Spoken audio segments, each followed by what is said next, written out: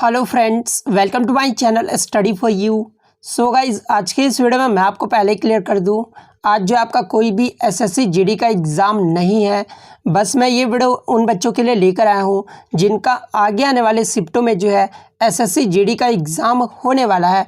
और मैं आपको 100% ये गारंटी देता हूं कि आपके एसएससी जीडी के एग्ज़ाम में जो है इसी प्रकार से जो है प्रश्न पूछे जा रहे हैं। तो जिन भी कैंडिडेट्स का आगे आने वाले शिफ्टों में एसएससी जीडी का एग्ज़ाम है वो इस वीडियो को जो है लास्ट तक ज़रूर देखिएगा। और आपसे रिक्वेस्ट करता हूं, अभी तक आपने मेरे चैनल को अगर सब्सक्राइब नहीं किया है तो एसएससी जीडी का रियल एनालिसिस पाने के लिए जो है चैनल को सब्सक्राइब ज़रूर कर दीजिएगा। और बगल में ही आपको एक बेल आइकन यानी घंटे का निशान भी दिख रहा होगा, तो आप उसे भी जो ज़रूर प्रेस कर दीजिएगा। तो चलिए वीडियो को स्टार्ट करते हैं। आज का जो आपका पहला क्वेश्चन है कि लिंगनमक्की डैम ये जो है किस नदी पर बना हुआ है। तो देखिए, ये जो लिंगनमक्की डैम है ना, ये आपका शरावती नदी पर बना हुआ है। तो शरावती नदी आपका यहाँ पे करेक्ट हो जाएगा। बात कर ले लिंगनमक्की डैम ये जो है भारत के किस राज्य में है, तो ये आपका कर्नाटक में है। तो ये भी आपको ध्यान में रखना है। नेक्स्ट आपका यहाँ पर है कि मालाबार नौसेना युद्धाभ्यास ये जो कितने देशों के मध्य हुआ है। तो देखिए, ये जो मालाबार नौसेना युद्धाभ्यास है ना, ये 4 देशों के मध्य हुआ है। 4 देश कौन कौन से हैं? तो अमेरिका, जापान, ऑस्ट्रेलिया के साथ भारत, ये 4 देशों के साथ जो है मालाबार नौसेना युद्धाभ्यास हुआ है। उसके बाद बात कर ले इसका पहला चरण कब हुआ था। तो ये 3 नवंबर 2020 को बंगाल की खाड़ी में विशाखापट्टनम में जो इसकी शुरुआत हुई थी। तो ये फैक्ट भी आपको ध्यान में रखना है। बात कर ले अन्य युद्धाभ्यास के बारे में जहां से अक्सर एग्जाम में प्रश्न पूछे जा सकते हैं। तो भारत और यूके यानी यूनाइटेड किंगडम के मध्य कौन सा 2020 में युद्धाभ्यास हुआ है। तो ये आपका अजय वारियर हुआ है। इंडियन आर्मी और बांग्लादेश आर्मी के मध्य कौन सा हुआ है। तो ये संप्रति 9 जो है युद्धाभ्यास हुआ है। वहीं अगर बात कर ले इंडियन एयरफोर्स और रॉयल एयरफोर्स ऑफ ओमान के मध्य कौन सा युद्धाभ्यास हुआ है। तो ये आपका ईस्टर्न ब्रिज युद्धाभ्यास हुआ है। तो ये फैक्ट भी आपको ध्यान में रखना है। नेक्स्ट आपका यहाँ पर है कि कोल्हापुर ये जो है किस नदी के किनारे है। तो देखिए, ये जो कोल्हापुर है ना, ये एक महाराष्ट्र का जिला है। और ये जो है किस नदी के किनारे है। तो ये पंचगंगा नदी के किनारे है। तो पंचगंगा आपका यहाँ पे करेक्ट हो जाएगा। नेक्स्ट आपका यहाँ पर है कि लोसोंग फेस्टिवल ये जो है किस राज्य में मनाया जाता है। तो देखिए, ये जो लोसोंग फेस्टिवल है ना, ये आपका भारत के सिक्किम राज्य में मनाया जाता है। तो सिक्किम आपका यहाँ पे करेक्ट हो जाएगा। बात कर ले किस जनजाति द्वारा मनाया जाता है ये त्यौहार। तो ये आपका भूटिया जनजाति द्वारा मनाया जाता है। तो ये भी आपको ध्यान में रखना है। नेक्स्ट आपका यहाँ पर है कि बांग्लादेश में भारत के राजदूत कौन है। तो देखिए, बांग्लादेश में भारत के जो राजदूत है ना, ये विक्रम दुरईस्वामी हैं। तो विक्रम दुरईस्वामी आपका यहाँ पे करेक्ट हो जाएगा।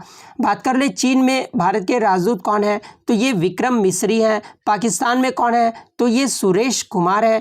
तुर्कमेनिस्तान में कौन है। तो विदु पी नायर हैं।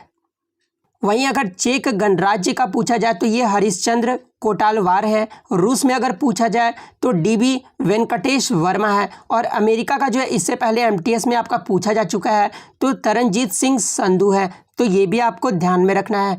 नेक्स्ट आपका यहाँ पर है कि हर घर जल योजना ये जो है कब शुरू हुआ है। तो देखिए, हर घर जल योजना जो है ये आपका 2019 के यूनियन बजट में शुरू किया गया था। तो 2019 आपका यहाँ पे करेक्ट आंसर हो जाएगा। बात कर ले हर घर जल योजना की लक्ष्य जो है वो क्या रखा गया है। तो देश के सभी घरों में पाइपलाइन से 2024 तक साफ पानी पहुंचाना इसका लक्ष्य रखा गया है। लेकिन देश का पहला अगर पूछा जाए देश का पहला राज्य कौन बना है जो आपका हर घर जल योजना को प्राप्त करने वाला राज्य बन गया, लक्ष्य प्राप्त करने वाला। तो ये आपका गोवा राज्य बन गया है। ये 2024 से पहले ही जो है ये लक्ष्य प्राप्त कर लिया है। नेक्स्ट आपका यहाँ पर है कि माई मास्टर पुस्तक के लेखक कौन है। तो देखिए, इस पुस्तक के जो लेखक है ना, ये स्वामी विवेकानंद है। तो स्वामी विवेकानंद आपका यहाँ पे करेक्ट हो जाएगा। नेक्स्ट आपका यहाँ पर है कि आसियान से संबंधित कौन सा कथन गलत है। तो जहाँ पे ऑप्शन ए में आपका इसमें 10 सदस्य देश हैं, तो ये तो आपका करेक्ट आंसर है, क्योंकि आसियान से संबंधित कौन सा कथन गलत पूछा है।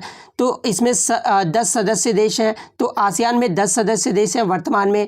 शुरुआत में 3 देशों ने मिलकर स्थापना की थी।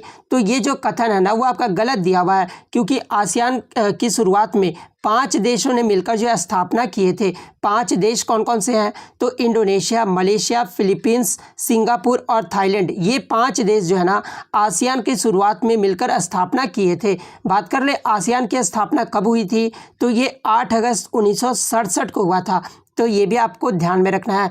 और एग्ज़ाम में आसियान का फुल फॉर्म पूछा जाता है तो association of south east Asian nation होता है। तो इसका फुल फॉर्म भी आपको ध्यान में रखना है। नेक्स्ट आपका यहाँ पर है कि मॉस्को, ये जो है किस नदी के किनारे स्थित है? तो देखिए ये जो आपका मॉस्को है ना, ये आपका मुश्कावा नदी के किनारे स्थित है। तो मुश्कावा आपका यहाँ पे करेक्ट हो जाएगा। बात कर ले अन्य क्वेश्चन के बारे में जहाँ से एग्जाम में पूछे जाते हैं, जैसे कि पूछा जाता है कि लंदन, ये जो है किस नदी के किनारे है? तो ये थेम्स नदी के किनारे है। वियना, जो कि ऑस्ट्रेलिया का एक सिटी है, और ये किस नदी के किनारे है? तो ये आपका डैन्यूब नदी के किनारे है। बगदाद के बारे में बात कर ले तो ये आपका टिग्रिस नदी के किनारे है।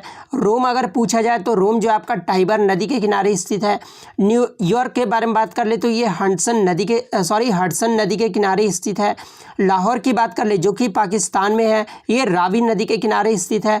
कराची जो कि आपका पाकिस्तान में है, वो आपका इंडस नदी के किनारे स्थित है। तो ये भी आपको ध्यान में रखना है। नेक्स्ट आपका यहाँ पर है कि किसी भी ओलंपिक के उद्घाटन समारोह में, यानी who was the first women to carry the flag of India at the opening ceremony of any Olympics, यानी किसी भी ओलंपिक के उद्घाटन समारोह में भारत की ध्वजवाहक प्रथम महिला कौन थी?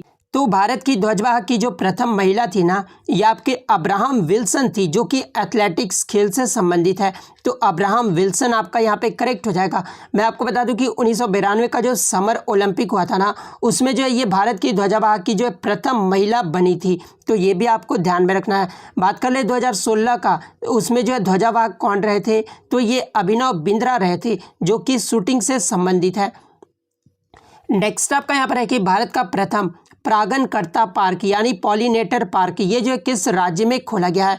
तो देखिए भारत का जो प्रथम परागणकर्ता पार्क जो है ये आपका उत्तराखंड के हल्द्वानी में खोला गया है। तो उत्तराखंड आपका यहाँ पे करेक्ट हो जाएगा। नेक्स्ट आपका यहाँ पर है कि स्वतंत्रता के बाद सुप्रीम कोर्ट, ये जो है कब अस्तित्व में आया था? तो स्वतंत्रता के बाद सुप्रीम कोर्ट जो है ये आपका 28 जनवरी 1950 को अस्तित्व में आया था। तो 28 जनवरी 1950 आपका करेक्ट हो जाएगा। बात कर ले यहाँ से एग्जाम में ये भी प्रश्न पूछा जाता है, वर्तमान भवन के निर्माण से पहले सर्वोच्च न्यायालय यानी सुप्रीम कोर्ट ये जो है कहाँ पर स्थापित था? तो ये आपका संसद भवन में स्थापित था। तो ये भी आपको ध्यान में रखना है। नेक्स्ट आपका यहाँ पर है कि नेफ्रॉन, ये जो है किस अंग का बुनियादी कार्यात्मक इकाई है? तो देखिए ये जो नेफ्रॉन है ना, ये आपका किडनी अंग का जो है बुनियादी कार्यात्मक इकाई है। तो किडनी आपका यहाँ पे करेक्ट हो जाएगा। नेक्स्ट आपका यहाँ पर है कि हैलोजन तत्वों के बाह्य कोश यानी जो आउटर सेल होते हैं ना, उसमें कितने इलेक्ट्रॉन होते हैं? तो देखिए यहाँ पे बात किया जा रहा है आवर्त सारणी के जो 17वें ग्रुप होते हैं उसका यहाँ पर बात किया जा रहा है। तो हैलोजन तत्वों के बाह्य कोश यानी आउटर सेल में आपके 7 इलेक्ट्रॉन होते हैं। तो 7 आपका यहाँ पे करेक्ट हो जाएगा। नेक्स्ट आपका यहाँ पर है कि भारतीय संविधान के किस अनुच्छेद के अकॉर्डिंग जीएसटी परिषद का गठन किया जाता है? तो देखिए भारतीय संविधान के अनुच्छेद 279A के द्वारा जो है जीएसटी परिषद का गठन किया जाता है। तो 279A आपका यहाँ पे करेक्ट हो जाएगा। बात कर ले किस संविधान संशोधन के द्वारा? तो ये आपका 101वें संविधान संशोधन के द्वारा ये आपका हुआ था। तो ये भी आपको ध्यान में रखना है। नेक्स्ट आपका यहाँ पर है कि जनवरी 2021 में किस राज्य के पूर्व राज्यपाल माता प्रसाद का 95 वर्ष की उम्र में निधन हो गया है? तो देखिए हाल ही में जनवरी 2021 में अरुणाचल प्रदेश के पूर्व राज्यपाल माता प्रसाद का 95 वर्ष की उम्र में जो है निधन हो गया है। तो माता प्रसाद आपका यहाँ पे करेक्ट हो जाएगा, सॉरी अरुणाचल प्रदेश करेक्ट होगा। नेक्स्ट आपका यहाँ पर है कि ट्रैकोमा, ये जो disease affects which part of the body, यानी जो ट्रैकोमा डिजीज है ना, ये हमारे शरीर के किस भाग को जो है प्रभावित करता है? तो ये हमारे आँख भाग को जो है प्रभावित करता है। तो आँख जो है आपका यहाँ पे करेक्ट हो जाएगा। बात कर लीजिए जो ट्रैकोमा होता है वो किससे होता है? तो ये आपका बैक्टीरिया के कारण होता है। और किस बैक्टीरिया के कारण होता है ये भी एग्जाम में क्वेश्चंस पूछा जाता है। क्लेमाइडिया ट्रैकोमेटिस के संक्रमण के कारण होता है। तो ये नाम भी आपको ध्यान में रखना है। इससे मिलता जुलता एक और आपका संबंधित जो है ये ग्लूकोमा है, जो भी आपका नेत्र से संबंधित बीमारी है। तो ये भी आपको ध्यान में रखना है। नेक्स्ट आपका यहाँ पर है कि किस शासक ने सबसे पहले जो अपने प्रजा और अधिकारियों के बारे में शिलालेख लिखवाए थे। तो देखिए अपने प्रजा और अधिकारियों के बारे में जो सबसे पहले शिलालेख है ना, ये मौर्य शासक अशोक ने लिखवाया था। तो अशोक आपका यहाँ पे करेक्ट हो जाएगा। और ये जो अशोक थे ना, ये पहला शासक थे जिसने शिलालेखों के माध्यम से लोगों तक अपनी बात पहुँचाने की जो है कोशिश की थी। तो ये भी आपको ध्यान में रखना है। यहाँ से एक प्रश्न और पूछा जाता है कि सर्वप्रथम यानी सबसे पहले ब्राही और खरोटी लिपियों को पढ़ने में सफलता किसने प्राप्त किया था।